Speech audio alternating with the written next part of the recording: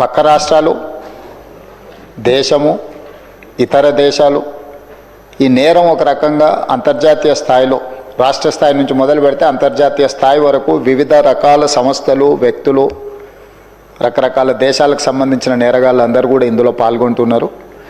ఇది ఏదో టెంపరీగా ఒక పోలీస్ స్టేషన్లోనో లేకపోతే ఒక పరిధిలో మనం విచారణ చేస్తే దీనికి ఈ సమస్యకు సమూలమైన పరిష్కారం కనుగొనే పరిస్థితి లేదు. కాబట్టి ఈ ఆన్లైన్ బెట్టింగ్ కానీ, ఆన్లైన్ ఈ యాప్లు కానీ, లేకపోతే ఆన్లైన్ రమ్మీ లాంటి గేములు, డిజిటల్లీ ఈ గేమింగ్ ఏదైతే జరుగుతుందో, ప్రధానంగా బెట్టింగ్ ఏదైతే జరుగుతుందో దీని పట్ల రాష్ట్ర ప్రభుత్వము అప్రమత్తంగా ఉండాలి, కఠినంగా వ్యవహరించాలని నిర్ణయం తీసుకున్నది అధ్యక్ష. నేను ఎవరి మీద ఆరోపణలు లేకపోతే ఎవరు ఏ పరిస్థితిలో వీటిని ప్రత్యక్షంగా పరోక్షంగా అనుమతించారు, ప్రోత్సహించారు, ఎక్కువ వివరాల దగ్గర నేను వెళ్ళదలుచుకోలేదు. రాష్ట్ర ప్రభుత్వం స్పష్టంగా బెట్టింగ్ యాప్లు కానీ, ఆన్లైన్ బెట్టింగ్ కానీ, ఆన్లైన్ రమ్మీ గేమ్ల పట్ల అప్రమత్తంగా ఉండడమే కాదు కఠినంగా వ్యవహరించాలని ఈరోజు రాష్ట్ర ప్రభుత్వం నిర్ణయం తీసుకున్నది. దీన్ని నిరోధించడానికి, నిషేధించడానికి అవసరమైన చర్యలు తీసుకోవడానికి ఒక స్పెషల్ ఇన్వెస్టిగేషన్ టీం, వీలైతే సిబిసిఐడి కానీ లేకపోతే అధికారులతో సమీక్ష చేసిన తర్వాత ఒక స్పెషల్ ఇన్వెస్టిగేషన్ టీంను వేసి కఠినంగా వ్యవహరించాలని చెప్పి ఈరోజు రాష్ట్ర ప్రభుత్వం నిర్ణయం తీసుకున్నది అధ్యక్ష. అదేవిధంగా గతంలో చేసిన చట్టంలో దీంట్లో ప్రధానంగా 2 సంవత్సరాల కంటే మించి శిక్ష కూడా లేదు.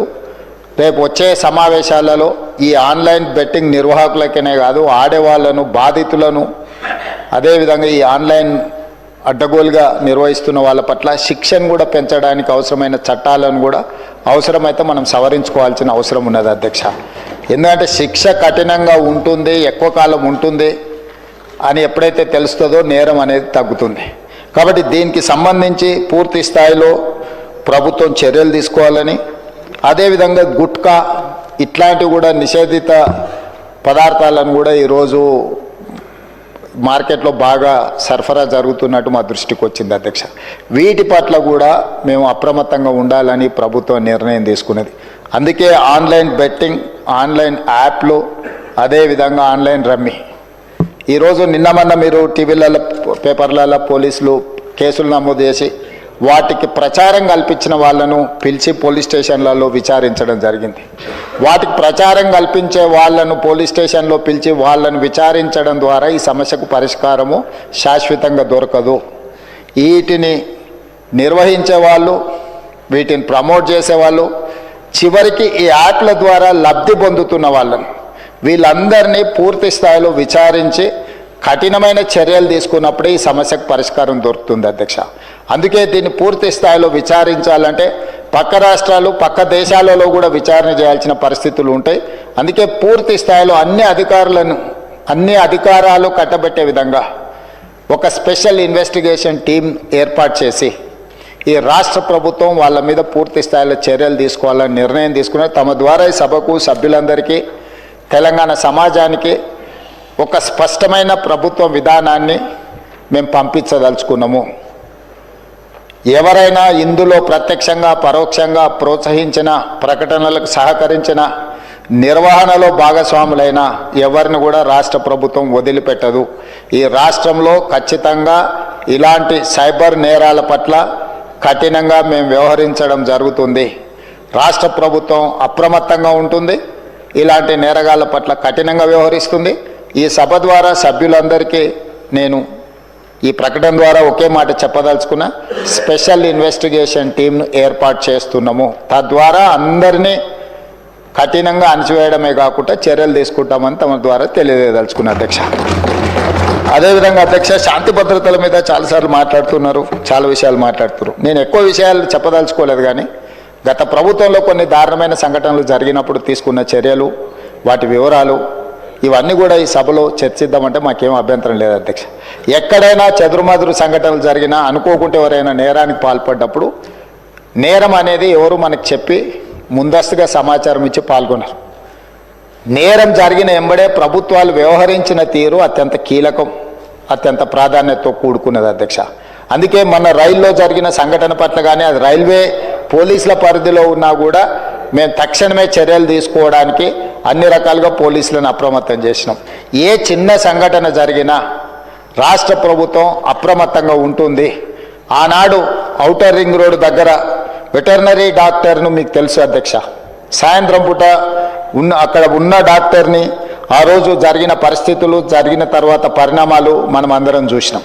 అదేవిధంగా అధ్యక్ష, న్యాయవాదులు వామన్ రావు గారు దంపతులు స్పష్టంగా కోర్టుకు వెళ్ళి మమ్మల్ని చంపుతారు, మమ్మల్ని చంపే ప్రక్రియలో ప్రభుత్వంలో ఉన్నవాళ్ళు, ప్రభుత్వానికి సంబంధించిన వాళ్ళే మమ్మల్ని చంపడానికి ప్రయత్నం చేస్తున్నారు, మాకు సెక్యూరిటీ ఇవ్వాలి అని చెప్పి హైకోర్టులో పిటిషన్ వేయడమే కాకుండా అక్కడ కోర్టులో కూడా వాదించి వస్తుంటే నడి బజార్లో నరికి చంపినారు అధ్యక్ష. నడి బజార్లో న్యాయవాదులను, హైకోర్టు న్యాయవాదులను నాడు నరికి చంపితే ఈనాటికి ఆ చంపిన వాళ్ళ మీద రకరకాలుగా ఆ రోజు కేసులో ఉన్న వాళ్ళని తప్పించి ఈరోజు సుప్రీంకోర్టులో రాష్ట్ర ప్రభుత్వం సిబిఐ విచారణకు వాళ్ళు కేసు వేస్తే ఈరోజు సిబిఐ విచారణ కోసం రాష్ట్ర ప్రభుత్వం మాకేం అభ్యంతరం లేదు, విచారణకు ఆదేశాలు ఇవ్వండి అని చెప్పే పరిస్థితి. న్యాయవాదులను చంపితే కూడా ఆనాడు ప్రభుత్వము ఏమాత్రం కూడా స్పందించలేదు. అదే కాకుండా అధ్యక్ష, తమరికి తెలుసు సింగరేణి కాలనీ మహేశ్వరం నియోజకవర్గం వస్తుంది అనుకుంటా, మన సంతోష్ నగర్ అవతల చంపాపేట పక్కన 6 సంవత్సరాల బాలికను గంజాయి మత్తులో రేప్ చేసి మర్డర్ చేస్తే ఆనాటి ప్రభుత్వంలో ఎలాంటి చర్యలు తీసుకోలేదు అధ్యక్ష. అదేవిధంగా అధ్యక్ష, 2020 సంవత్సరంలో దేశంలోనే మహిళలపై జరిగిన అత్యాచారాలల్లో ఆనాటి రాష్ట్ర ప్రభుత్వం 4వ స్థానాన్ని సాధించింది అధ్యక్ష. తెలంగాణ రాష్ట్రం మహిళల మీద జరిగిన మొత్తం చిన్నారులపై వీళ్ళపై అగత్యాలు జరిగిన దాంట్లో ఎన్సీఆర్బీ ఇచ్చిన నివేదిక ప్రకారం రాష్ట్రం 4వ స్థానంలో ఉండే అధ్యక్ష.